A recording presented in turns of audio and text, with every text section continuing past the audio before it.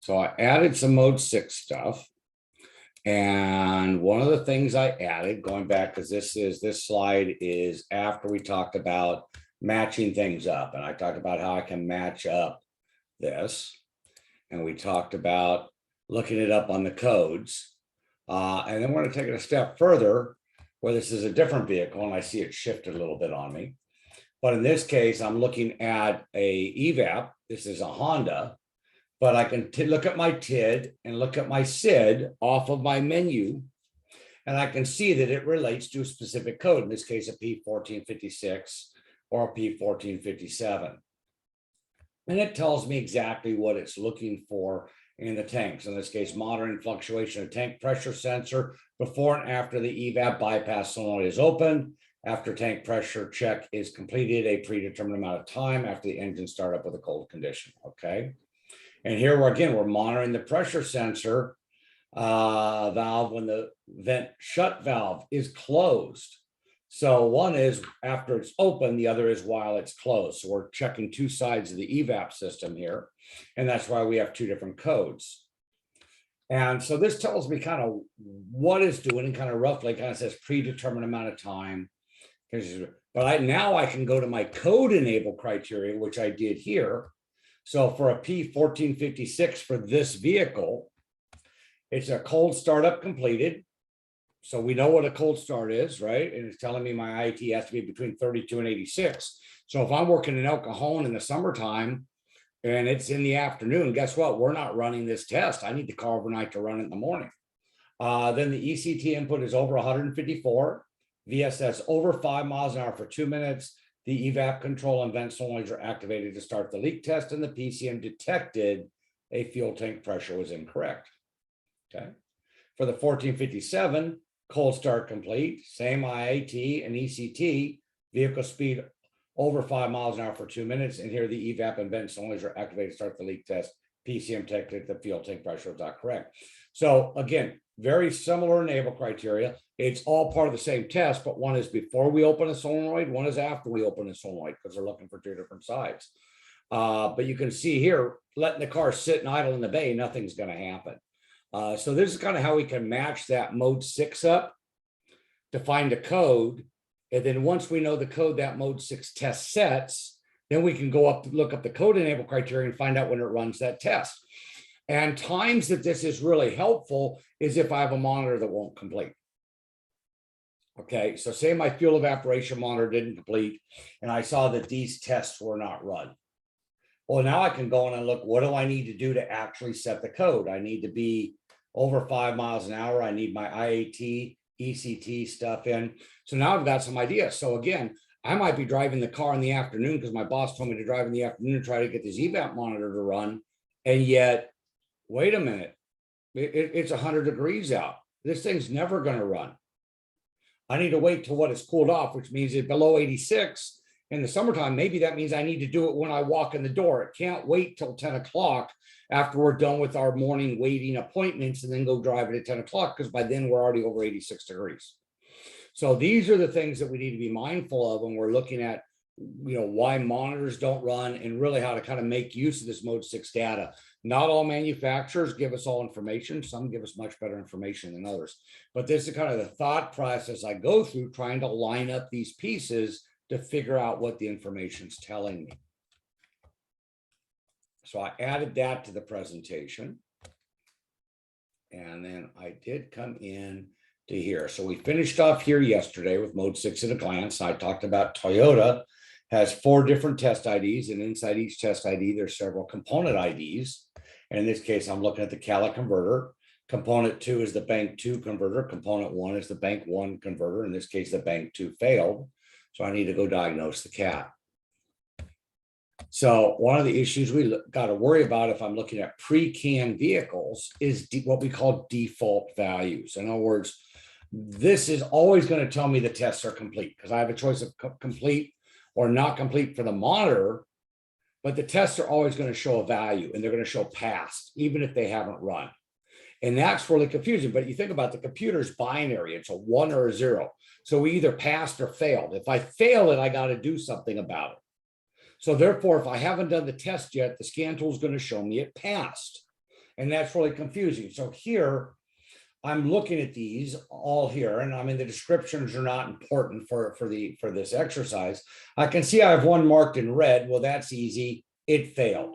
So I cannot go below a minimum value of 40, and it's at 16. So I could go into my information and look up test ID 11, component ID 91, and find out what failed. Or using this tool, I could flip it and tell it what kind of car I'm working on either way. So let's look at some of this other data. So if I look right here, if you notice here, my max is 65535. Well, a mode 6 test can really only be valid if it can fail. And we know we don't have a 65536. It's impossible. This is infinity.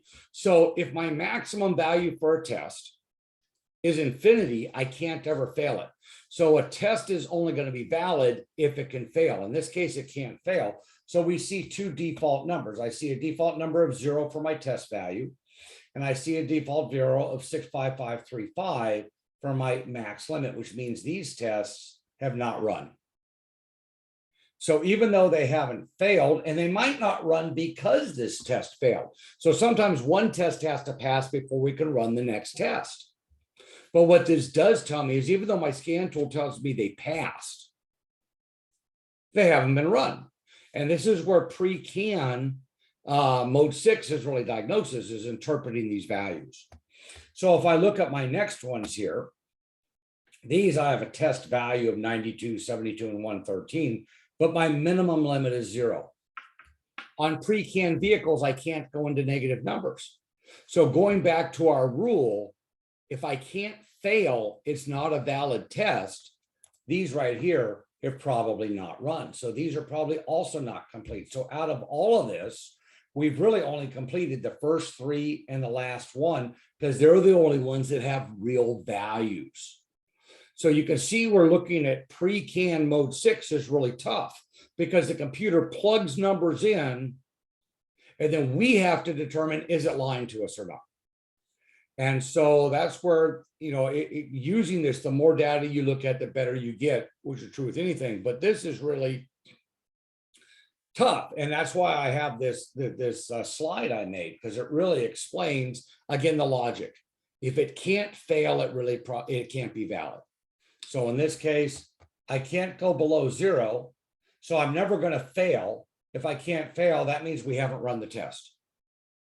If you look at these other ones, I have a max value of 225, a test limit of 61, max value of 41, test limit of 1, max value of 27, limit of 2.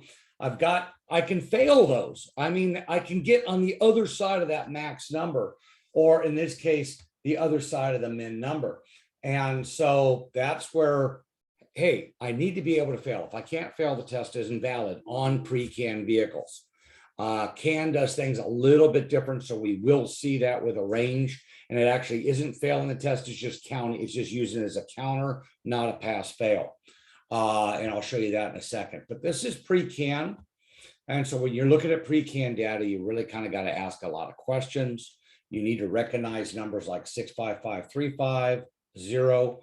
The other numbers you need to recognize are 255 is a common default number, and 32768 or 32767, which is half of 65535. And that's those are really the only common default numbers, although Nissan gets kind of crazy and stuff like that. Those are the common ones we see. So anytime I see those 5 numbers, I get concerned, like, ooh, I don't really think this is real. Let me look at it closely. Now, CAN's a little easier, and it's easier for one main reason. We have mid. So over here, all I'm looking at is raw data numbers. I have no idea. 61 what, 92 what, 16 what, I have no idea. These are raw data numbers. Now, I know 16 is less than 40, so I can understand the raw data numbers, but I don't know if I'm looking at volts, ohms, PSI. I have no idea. I don't know what test it is until I go look it up in my repair information.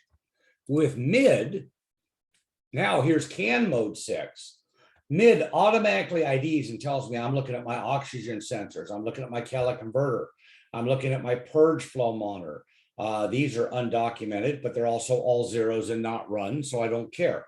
So in CAN, The only default values I have is if I have all zeros, 0 for my test value, 0 for my min, 0 for my max. That test hasn't run. If I have a number in any one of those 3 columns, it's a valid test with CAN.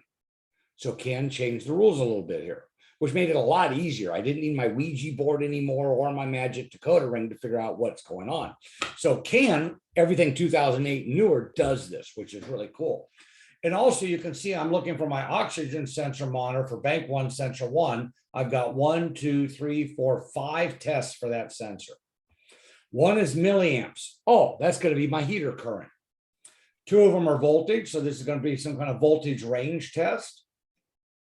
I have 2 in seconds. So that's going to be some kind of response time test. Makes sense. Does the heater have the correct resistance? So we're using current to infer resistance, which isn't that what we do as diagnostic technicians, is use current to infer resistance because it's so much more efficient? Where do you think we learned from? The computer's doing it. Well, if the computer's doing it, why can't I do it? So that's why we use current to infer resistance. I need to see the voltage range, min and max. We can see it does that. And then we have some time stuff where it's looking for response, probably lean to rich and rich to lean. So for one sensor has 5 tests. If I had 2 banks, if I had bank 1 and bank 2, both banks would have all 5 tests, and the results should be similar side to side. So if I have 3 tests run on one bank and all 5 tests run on the other, that tells me I have a problem with that bank that didn't run because we met the enable criteria for the monitor, otherwise the other side wouldn't have run. So therefore I have a problem with that sensor or something that's testing that sensor causing those 2 tests not to run. So this is great for figuring out, because my oxygen sensor monitor on this car, we only have 2 sensors, but I have to run all 9 of these tests before that oxygen sensor monitor is complete. If this was a V engine or a vehicle that had 2 banks of fuel control, then I'd have what, 18 tests that have to run before that O2 monitor is complete. All it takes is 1 test not running to keep the monitor from being incomplete. So you can see if you have a car that hasn't run a monitor and it should have, this is really important because it allows me to go in and see where the holdup is. What's the problem? In this case, we only have 1 test for the catalytic converter. Purge flow monitor. So this is all fuel evaporation stuff. And O2 sensor heater for bank 1, sensor 2. So there's what? My 10th test for the oxygen sensors. And then we have some fuel monitor, bank 1 and bank 2. So even though fuel trim is considered a continuous monitor, we know it only works in closed loop. And on newer CAN vehicles, we actually get mode 6 data for that, which is pretty cool. We also get misfire data. So here's general misfire data. And then I get misfire data for each of the cylinders and so on. So you can see I could slide this down and get more information. So this test has run because it has a 0, and a value. In this case, the value is 65535, which we know is a default value. But for CAN misfire, it normally doesn't have a max limit. It's just a counter. Going back to those blocks I talked about, how many misfires in a block, how many blocks have misfires. That's how we set code. So we're just counting up how many misfires we have, not having to get a certain number to fail like we did in pre-CAN systems. But I know that it's checked for misfires because this turned from a 0 to 65535. When I first start the car, after clearing the data, it'll have zeros all the way across, and you'll see these put numbers in as it runs tests. And this is a kind of fun exercise to do and watch the data run and watch the stuff move. And I like this tool. This tool does the better job of looking at mode 6 than any tool on the market. A lot of tools I need to look at 1 or 3 of these or 5 of these at a time, which can get very time consuming, obviously. I like this because it gives me a snapshot and I can see the stuff. So it's a good teaching tool. I got it as a diagnostic tool and for teaching when I first got it. So this is a tool I actually own, and it's a tool that the school now owns also because I had the school get one.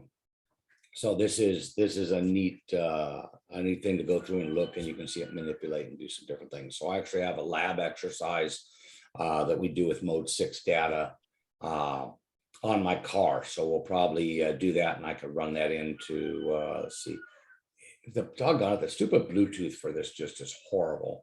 I don't know if I have enough range to put it up on the big monitor. We'll see. Or no, wait a minute. I know I do, because I just got new monitors installed in the lab. So we can actually pull a vehicle out to the lab, put it up on the new 75-inch monitor I just got installed in the lab. So yes, we can. I can do this like I normally do. So I've got a fun lab we'll do on this. Probably not this next Monday, although we might. I could probably get talked into it. But actually what I'm going to do is I'm going to create a misfire, and we're going to see we have no misfire code, but you'll see the engine running on 3 cylinders, and mode 6 data will tell us which cylinder I made misfire. So it's kind of a fun, it's kind of a fun exercise showing that, you know, you can have a car that intermittently runs bad and not set codes, but mode 6 will show you. What are the bank 1 and bank 2? Are those separate? Yeah, so what is it for? What bank 1 and bank 2 are is it deals with fuel control. So if I have one front O2 sensor, I only have one bank of fuel control. If I have 2 front O2 sensors, then I have 2 banks of fuel control. So this comes down to how we control some fuel. So am I controlling the entire engine all at once, or did I split the engine in half and I'm controlling half the engine and half the engine for better fuel control? So obviously if I split it in half, I'm not managing as many cylinders. So if it's a 4-cylinder engine with 2 banks of fuel control, each bank is only 2 cylinders. Boy, I can really dial that in. Whereas opposed to one O2 sensor, and now I'm having to manage all 4 of those cylinders. So my fuel corrections are going to be an average of 4 as opposed to an average of 2. So having more banks, for example, a V8 engine, if I have 8 cylinders and I only have 1 bank of fuel control, I'm averaging those 8 cylinders to try to control fuel. By having 2 banks, now I'm only averaging 4 cylinders and 4 cylinders. It's more precise.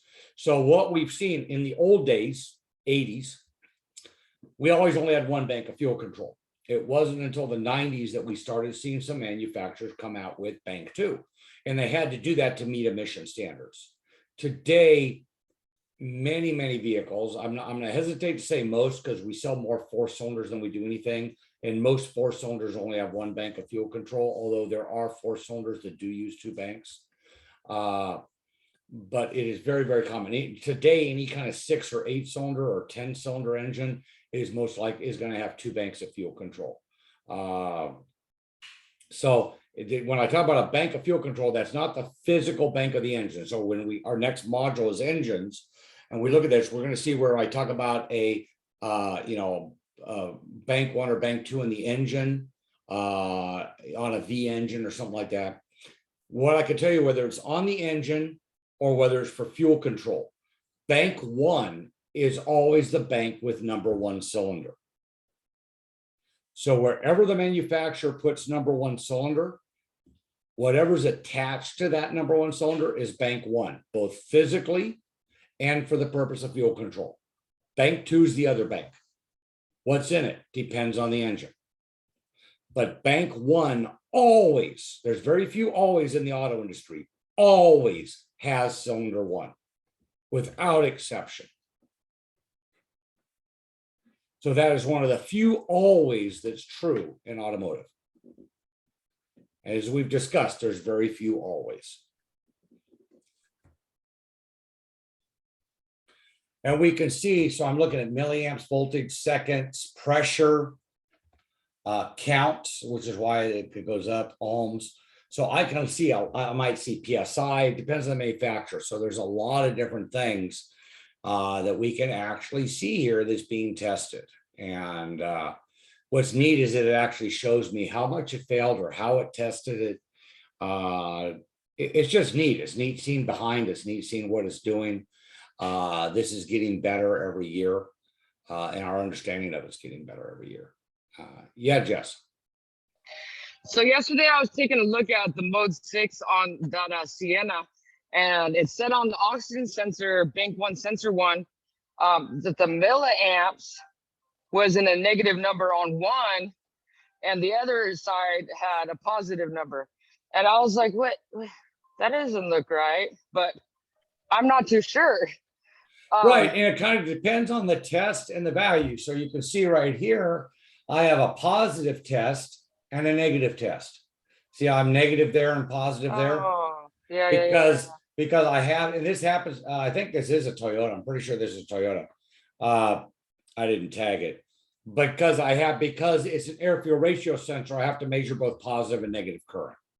And that's why it has both. So pre-CAN vehicles, there is no negative numbers in mode 6.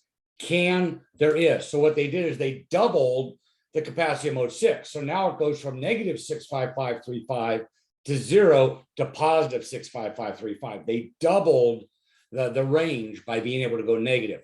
Pre-CAN can't go negative, CAN can go negative. That was another one of the big changes. And of course, no one put that in a book or told us, right? That's what you learn by looking at a lot of data and playing with it. A lot of things I know are not because necessarily someone else taught me. I mean, I know a lot of things because other people showed them to me. But a lot of things I know is because I got curious and it's like, I'm going to play with this. I'm going to look at this. I'm going to learn more about this and have gone down the rabbit hole and come up with answers. And the guys that I know or gals that I know that are really, really sharp, the way they know the things they do is they did the same thing. They got curious and learned because we get pieces. A lot of times we get exposed to ideas or we learn things from people, but it only goes so far. And it takes our curiosity to go to that next step. And once we go to that next step and once we spend time there, in theory, we should surpass what the person who taught us the stuff knew because we've invested that additional time. And I know that's happened to me on some things where I've been introduced to something I didn't know anything about it. I've been taught it. Then I kind of went down the rabbit hole and I came back and taught the person who taught me because I've gotten to the next level on it. And that's how we We're learn from each extending other. your legacy. What's that? We're carrying on your legacy and adding on. Right. And then also, I don't know exactly what sensor they were, but on the minimum number, or what, I forgot if it was a min or the max, but nevertheless, the number was pretty close to not being a good number. Like it was pretty close to that range number. Right. And see, I don't get concerned about that unless I'm trying to diagnose a specific problem with that system. Okay. So in other words, if I just do a full scan, there's a bunch of stuff that's close. I really don't care unless that system being tested could be affecting the problem I'm trying to diagnose, whether it's running a monitor, it's a code, it's a drivability problem. I mean, unless that system, because a lot of times they will set stuff pretty close. And if it goes over that, it fails because they know, man, we're right here every time. And we failed. So they put a real tight tolerance on some stuff, even though the numbers are a big range. In other stuff, they don't. So you look at that, it always gets my attention when they're close, just like here on the catalytic converter. Catalytic converter is close, 316 to 326. Max is 9.994. Boy, I am really close. But keep in mind, the catalytic converter is measuring how much it degrades. I want to be close to the bottom because that means it's really, really good, right? If I was up at 0.992, that would concern me because of how that test is run and what it's measuring. So that's why we got to look past just what the numbers are. And that's where gathering information on cars you're working on, looking at it going, hey, look, that was really close and it had nothing to do with what I was fixing on the car and this car is normal. Okay, so it's okay for that one to be close on that type of vehicle. So then when you are diagnosing something, you know what's kind of okay and not okay. And that's what makes mode 6 hard because the documentation on mode 6 pretty much ends right here with this class. If you go into the book, it's only going to say, here's what we're testing. It's not going to give you even the amount of information I've given you in this class. So it's something that you kind of get it. It's kind of like getting a motorcycle with no lessons and no helmet and no jacket and hop on it and figure it out and start it up. And I started it for you, have fun. And you've never ridden it before. I mean, it's like kind of setting that up to where it could be challenging. So Hey, Brian, I also noticed that you really can't find a lot of stuff on mode 6. Why is that? They want text to stay away from mode 6 or not understand it, or what is it in your opinion? great question. For years, we were told we had no business looking at mode 6 because that's all engineering stuff. It is too smart for us. So that had been a battle for over 10 years, just getting the amount of information and access that we have, because we were told you don't need that. That's for engineers. It's like, no, we do need it because we need to fix what you guys messed up. And so there was some of that where it's, it's above your pay grade. You don't need to know it. You don't need to understand it. So that's why, and Mitchell kind of does it. I think AllData does a better job than Mitchell on mode 6 most of the time. But even so, I got a friend of mine with a Mercedes, and I used to know all the test IDs for Mercedes by heart, and dummy me didn't write them down. And now that I haven't worked full-time in a shop for over 4 years, I don't remember them. And he's asking me and I don't remember them. And I don't have any notes on which ones are which. I kind of got to try to do some stuff because I just flat out don't remember. And even though I spent a lot of time figuring it out because it's not documented. And dummy me should have written it down. So there's a lot of things that I've known because I'm not good at writing things down that I didn't write down. And now it's like, yeah, I know there's a system. I know it's consistent. I know it's the same one, everyone, and I don't remember what it is. Hope that helps. So, but I did want to put a little bit more in here on mode 6 and kind of, demonstrate that and show you guys some CAN mode 6. Like I said, I mean, we could go down the rabbit hole on mode 6. I just looked at it. 181 slide, 7-hour, 8-hour presentation on just mode 6. I mean, we could get way down the rabbit hole on it. But if we spent that much time here, we couldn't get to the other cool stuff. So mode 7, pending codes. A monitor that failed its first trip. By the way, the updated PowerPoint that I revised yesterday that we're looking at now, I did upload into Canvas. So the revised PowerPoint is in Canvas with some notes on some of the pages. A flashing mill with no code set, and the mill is not currently on. Sometimes you'll find that in mode 6, in mode 7, especially on Ford products. Ford products, including Volvo and Jaguar and Land Rover, where you have a flashing mill, which is a severe misfire, and yet the light goes off, which it's not supposed to do. Then you go check codes and there's no code there.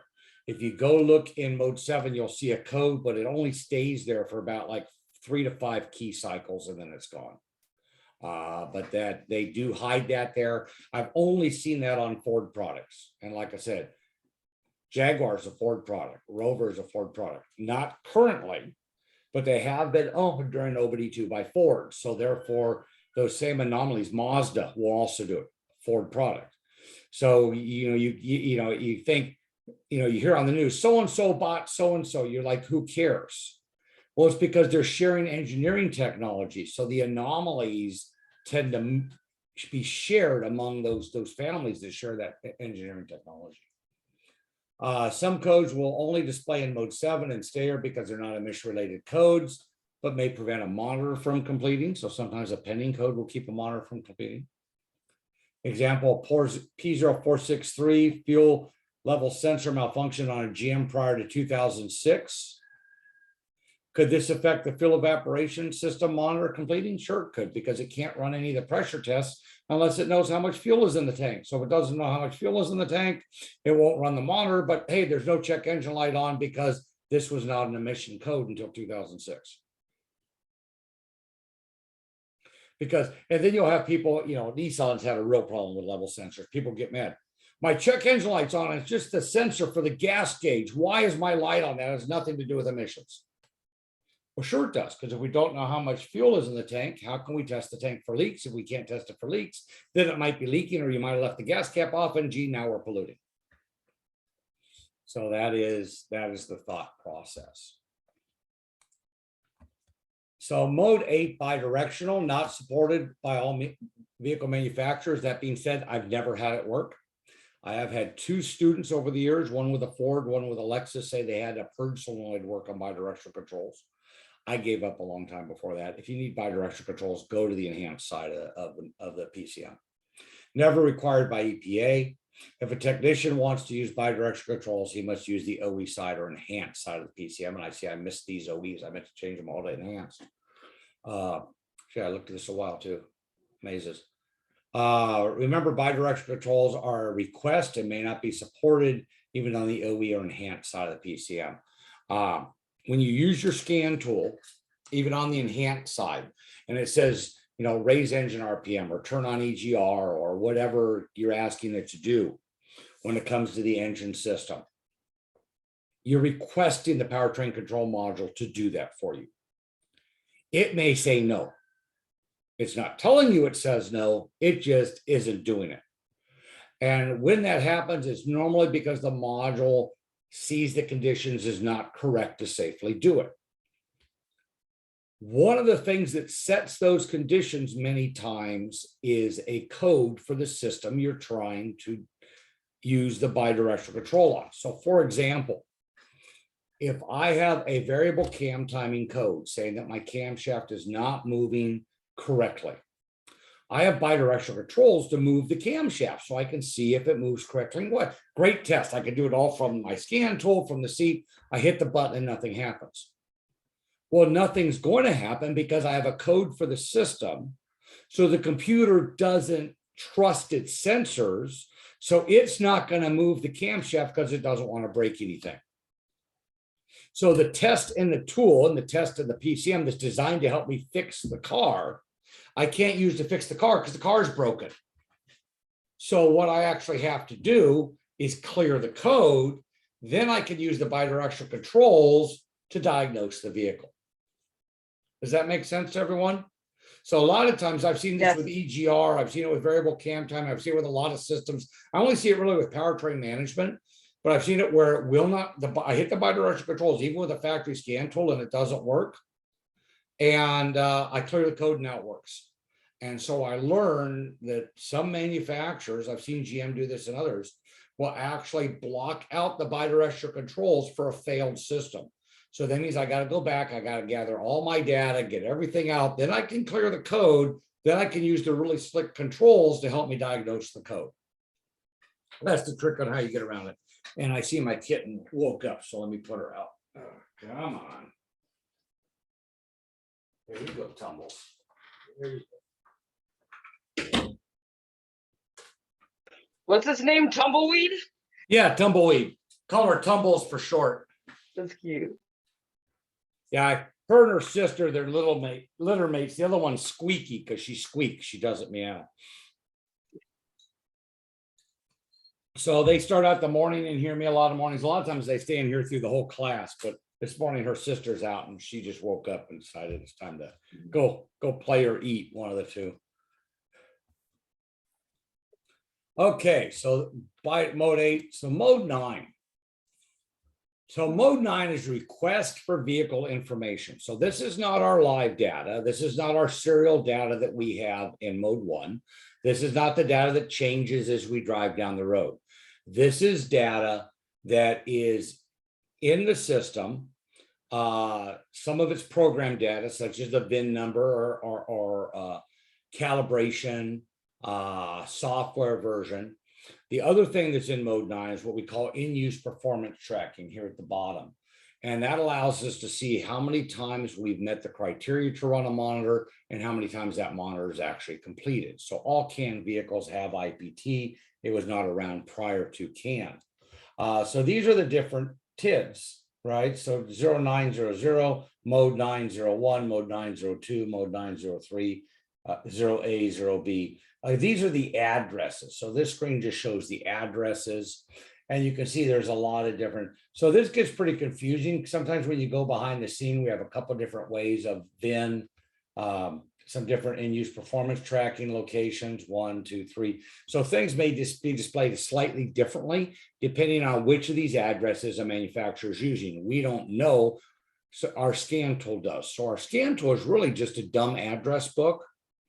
We tell it, hey, I want to talk to IPT or in-use performance tracking. It goes, okay, I got that number. Let me see if I can get a hold of them for you. So your scan tool is really an address book. So it can only access what it's programmed to, what doors it's programmed to knock on. And then it's up to the PCM whether there's anyone home at that door. So it takes a combination of those two things. So the key things we really see at this point is the VIN number required on all light duty vehicles since 2005. Many manufacturers supported the VIN ID much earlier, but as of 2005, all powertrain control modules have to have the vehicle identification number in them. And it's displayed and I can read it on a scan tool. Software calibration number or version number. My calibration verification ID or CVN or CalVid. So we have a software and then you have a verification number. So no different than if I buy software, a lot of times I get the software and then I get what? The password or the key code. So this is the key code for the software. So when we do a smog inspection today, we're actually comparing this software number and the CalVid number to make sure that it is legitimate. That's one of the things we look at. We don't look at, the state does. It does it automatically. And our in-use performance tracking. So I'll show you what some of these screens will look like.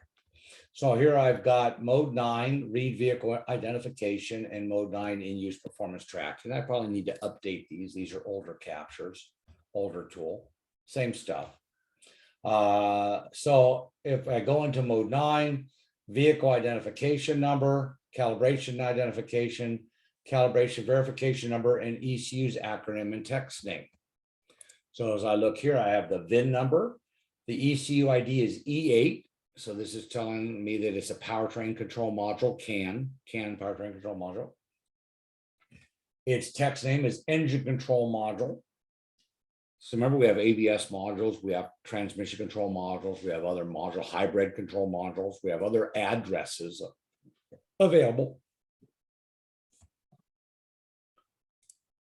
It also gives me my calibration ID numbers and my calibration verification numbers.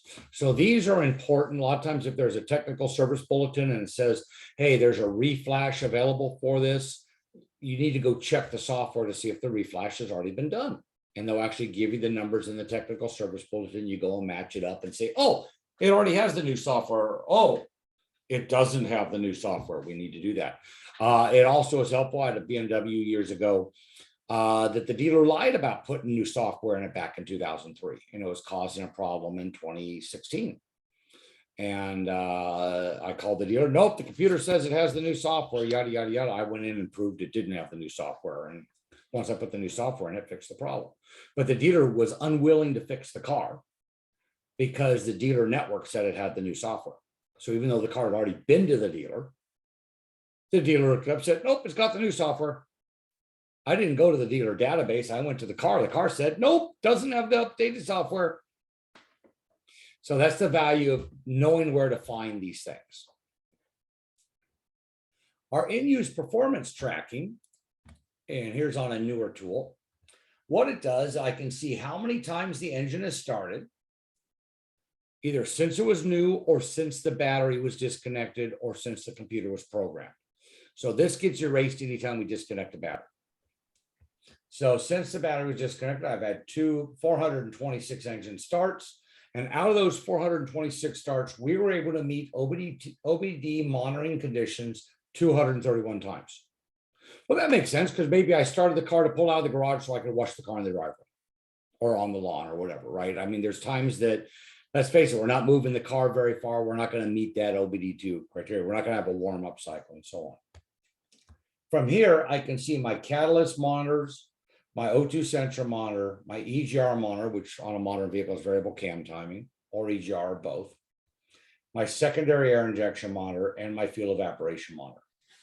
So here I can see the catalytic converter monitor conditions were met 231 times. And out of that 231 times, we completed the monitor 143 times. My O2 sensor monitor, again, we met the criteria for OBD II 231 times, but we completed the monitor 273 times, means we were able to test the O2 sensor more than once per warm-up cycle. or I didn't complete the catalytic converter more than once per warm-up cycle. If I look at my EGR/VVT monitor, again, 231, hey, I completed it 257 times. So I completed it more than once every warm-up cycle or every OBD II cycle on average. So this vehicle, if I go take it for a drive, my O2 sensor and EGR monitor should pop off like that. My catalyst monitor should run as long as I get in the enable criteria for it. And we do not have secondary error. That's why that's all zeros.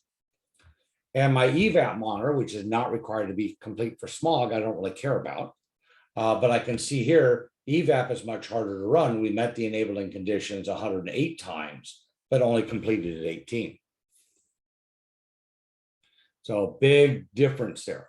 So this can be really helpful. So for example, if my bank 1 catalytic converter completed 143 times, but my bank 2 converter only completed 12, does that scream there's a problem with my bank 2 converter or O2 sensor or anything? So I can really see. And so we have, I got the slide coming up, but we actually have statistical averages that we use to see when something's out. And that's why it doesn't matter if it gets reset. So here is my other scan tool capture I have, and I kept it in here. In this case, the evap monitor conditions were 728. We completed 399. This is a 2012 vehicle, 16 months old. You can see the evap monitors completed a lot fewer times than the conditions have been met. But still keep in mind, 399 completions is still almost once a day that this monitor is completed on a 16-month-old car. You know, a little less than once a day. 365 days in the year, we got 399 in 1 year and 4 months. So you had another 120 days, 365, 485, 488 days.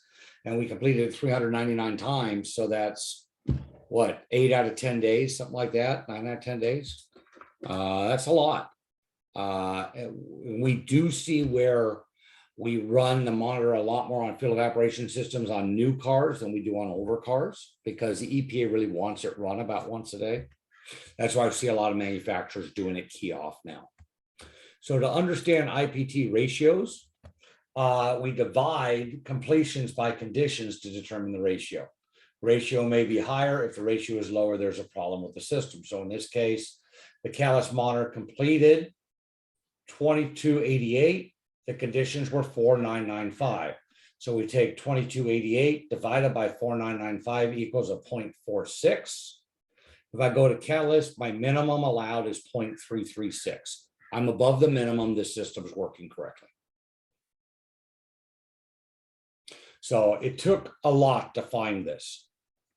And actually, I can't take credit for, actually, no, I did find it. I did find it on the white paper. Because I saw this in a class I went to, and I didn't want to steal his stuff. So I actually found the original source material on the white paper from EPA, where it talks about this.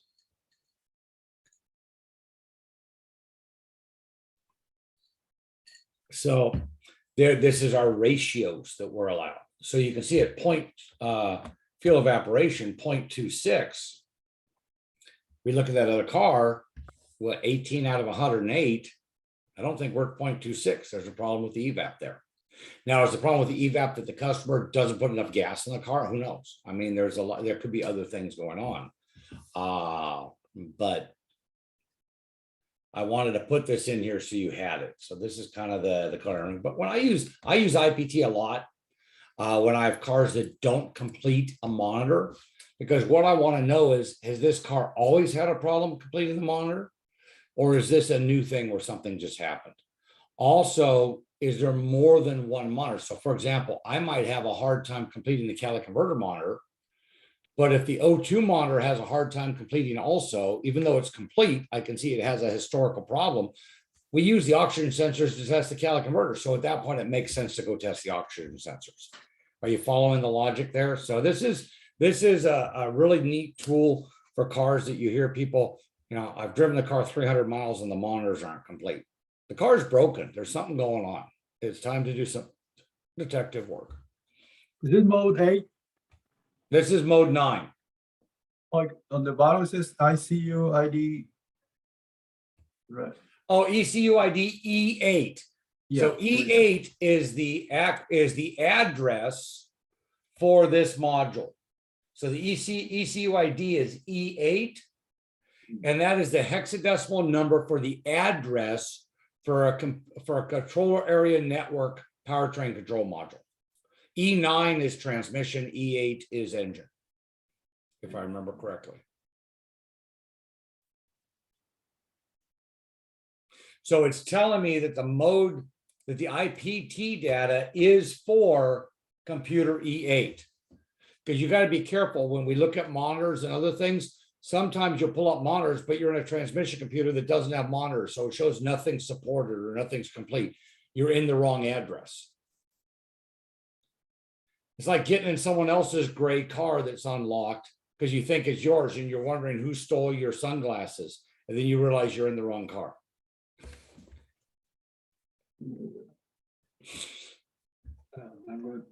Not that that's ever happened to me. Or why doesn't my car open? Right, exactly. So mode 08, permanent codes. These are codes that have been confirmed, which means they went to mode 3. Can't be erased by a scan tool, generic or enhanced. Can't be erased by disconnecting the battery. Can only be erased by the PCM once it's satisfied that the system is working properly. Codes in mode 08 will not turn on or keep on the mill. And some manufacturers have a special drive cycle to clear permanent codes. For example, Toyota, after you drive the monitors or after the test complete, it wants you to let the car idle for 5 minutes before you shut it off. If you don't let it idle, it won't clear the permanent code.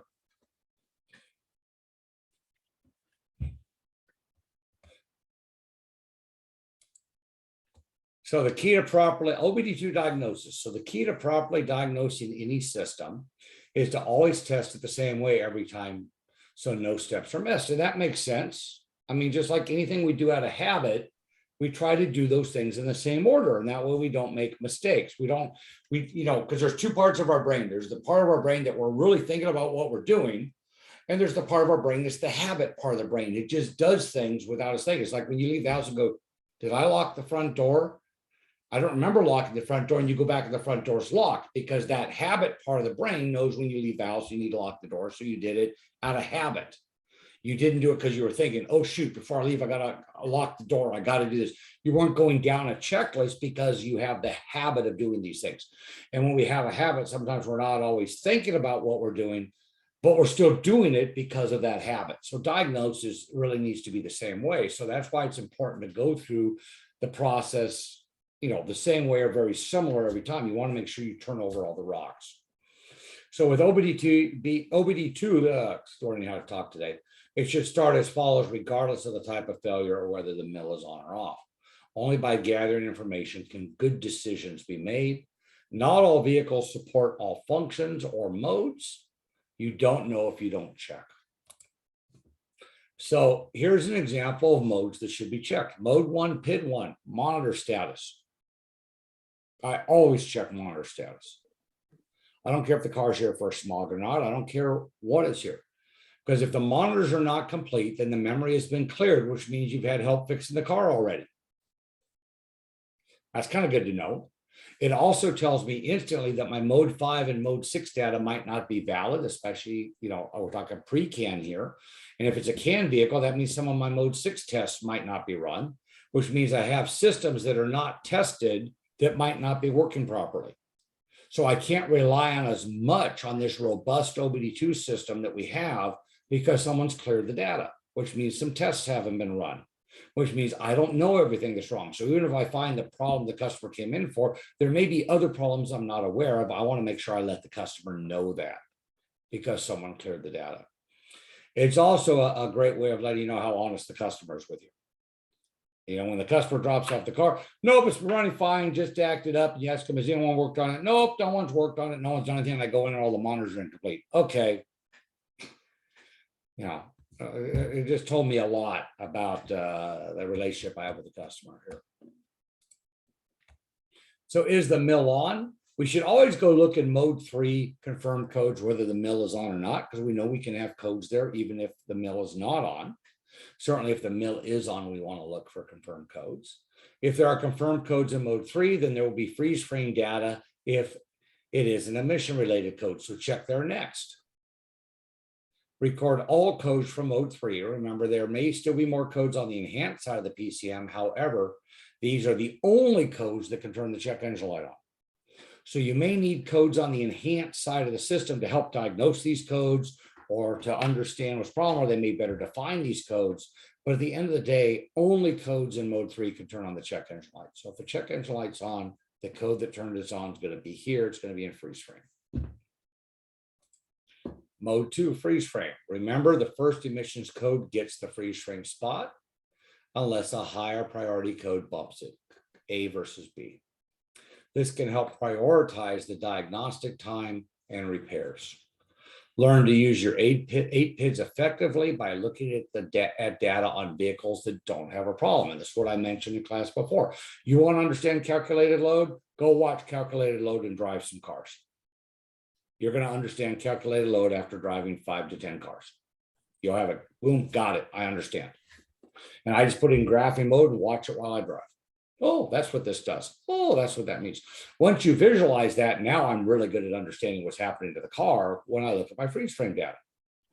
How do I get good? By looking at things that aren't broken, right?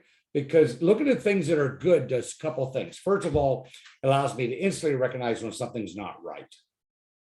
Okay. So even if I can't frame a wall and make it straight up and down, I can recognize when a wall's leaning, right? Because I know the wall is supposed to be straight up and down. So I might not be able to tell you why it's leaning, but I can tell you it's not right.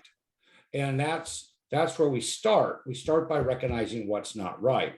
From there, as we fix more and more things that are broken, we get a better understanding of why that wall's leaning or why the car is broken. But the first step is establishing a baseline, and we do that by knowing what it's supposed to look like. And that's true for cooking. You know, I like cooking. I cook better when there's a picture of the food. I have a hard time getting excited when it's just a recipe and no picture. I need a picture because I'll go through the cookbook. That looks good. I'll make that. I have a hard time going through the cookbook going, yeah, it sounds good. It's got these ingredients. I don't know, what does this look like? I mean, I have really messed up some recipes where I didn't have a picture of what it's supposed to look like in the end. So it is important to know what good looks like. Mode 7, pending codes. Remember, there are codes that may never go to mode 3. There are also 2-trip codes that may aid in the proper diagnosis of a 1-trip code. So for example, a P0135 O2 sensor heater code that is pending when an O2 performance code is in mode 3, which is what turned on the mill. So if I just stop at mode 3, great, the oxygen sensor is not working right. Well, if I go to mode 7, oh, the heater for the oxygen sensor is not working right. Well, that explains why it doesn't work. It's not getting hot. You know, so that's a real important thing. So as I find stuff on my scan tool, I'm taking pictures. Before I did, I used to write it down as I went. I mean, there's different ways of getting there. Mode 7 can be very helpful if monitors are incomplete, since they're a monitoring system that set 2-trip codes. So I could have a monitor that's not complete, but a pending code for that system. That's why I have a car I'm trying to get monitors run on. It's always important to be looking at my mode 7 data and see what's going on there, as well as my mode 3, but mode 7, because mode 3 usually will kick a light on. Mode 6 data must be looked at very closely if the monitors are incomplete, as some of the data may be false or default. So I talked about default data today. If mode 6 test is run, then the data is valid even if the monitor is not complete. So if the test is complete, the test data is valid even if the monitor is not complete. And that's different than what you're going to see written other places. For years, they told us if the monitor is not complete, the data is not valid. That's been proved wrong by me and other people. And once the test is complete, the test is complete. You know, just like if you're taking a test and you answer the first 5 questions and you don't answer anything else, the answers to those first 5 questions are still valid. You just haven't completed the test. Same thing true with mode 6 and monitors. At this point, we're looking for failed and barely passing tests, ignore everything else. So what I'm really looking for is things that stick out at this point. I don't want to overanalyze it.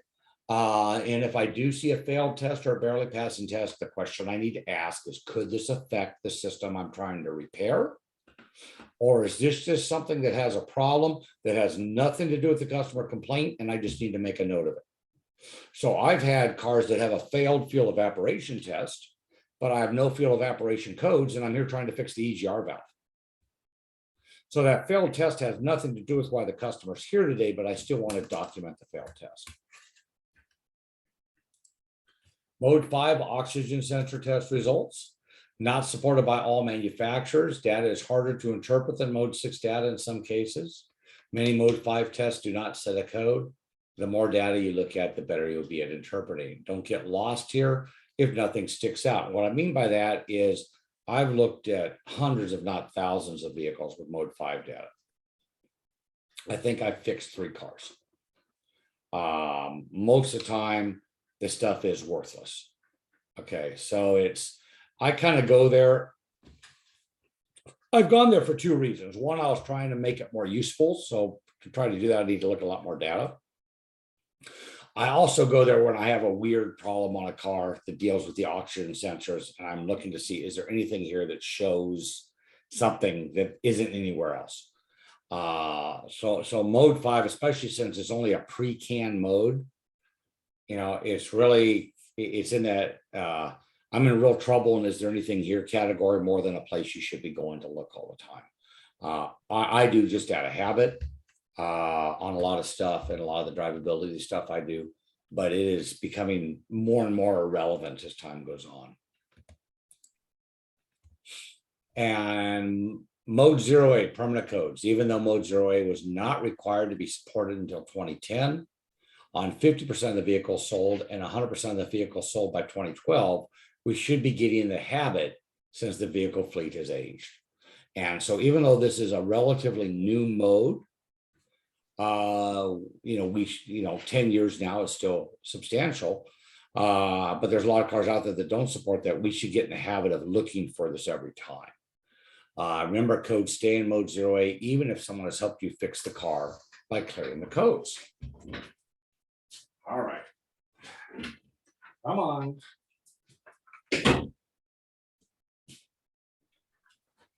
Boy, everyone's wound up this morning. I got up, I think, at 3:30 this morning. Everyone's just all wound up. Too much to do, couldn't sleep. Okay, so let's look at a practical application here. So a 2005 Dodge Caravan was referred to your shop from a non-smog station because they're unable to complete the O2 heater and fuel evaporation monitors. Where to start? The other shop has already replaced the front bank 1, sensor 1 O2 sensor and driven the vehicle over 400 miles. This is where a disciplined approach is critical. This is where it's important not to get distracted by what's already been done. Start over.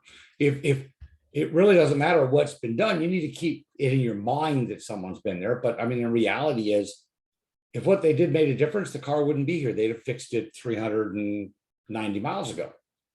So I can't go with what they say is okay, not a problem. So all the other monitors are complete. Therefore, it cannot be a keep alive memory problem. So we talked a little bit about keep alive memory. Computers keep memory in their car. When we disconnect the battery, the monitors go away. And therefore, if I had a problem in the power circuit going to the PCM, all my monitors would be incomplete, not just the 2 they're complaining about. So that eliminates that as a possibility. The Mode 6 data showed the fuel evaporation purge flow tests and O2 heater tests have not been performed. So I went into Mode 6 and saw specifically which tests are not complete. So now I'm not trying to look at a whole monitor. I'm down to looking at tests. What test wasn't done? Now I can concentrate on what's the enable criteria for that test. Reading the enable criteria for the O2 heater monitor, it is discovered that it is run key off after the oxygen sensor monitor has run with no failed tests. Okay. The fuel evaporation monitor uses the O2 sensor to monitor purge performance also. So both these monitors rely on what? The O2 sensor. So they have something in common, don't they? So if I have two problems and they share one thing in common, doesn't it make sense to look at that one thing? So where would the technician find out if there are any failed tests? Well, mode 6, right? So upon reviewing the mode 6 data, a failed test for the new oxygen sensor was found. You know the new one they put in and drove for 400 miles? It tested bad by the computer.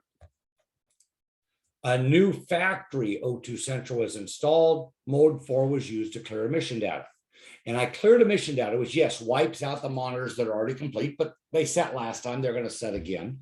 What I wanted to do is get rid of the computer's memory of that failed part. Because a lot of times if a part fails and the computer tests it again, it's like, yeah, but you failed last time. I don't trust you yet.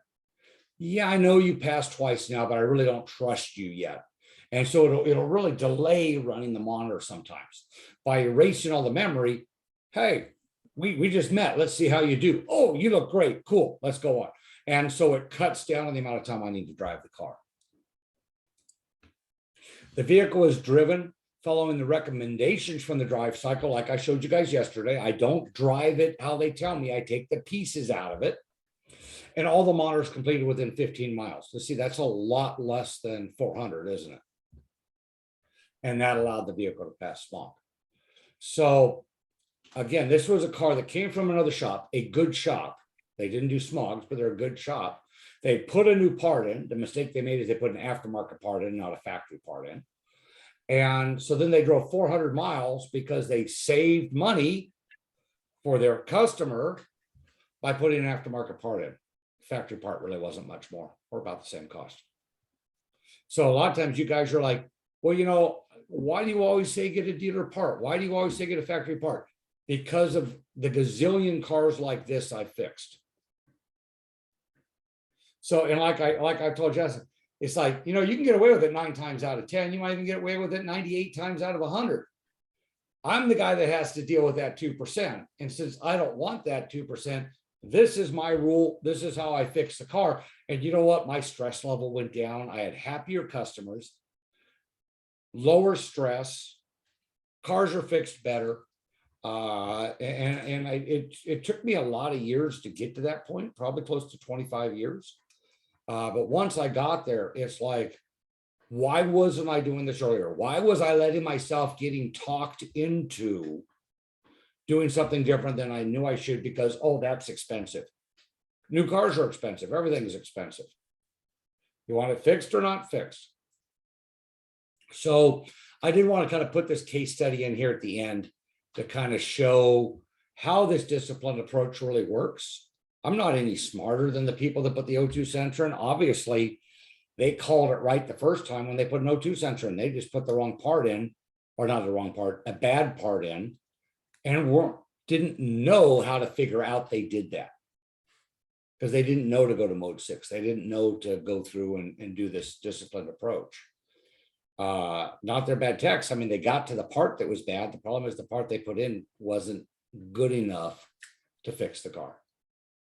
And I see this a lot, actually, where shops or other technicians have replaced a part, whether it's for a fuel evaporation leak, whether it's for, in this case, monitors or anything.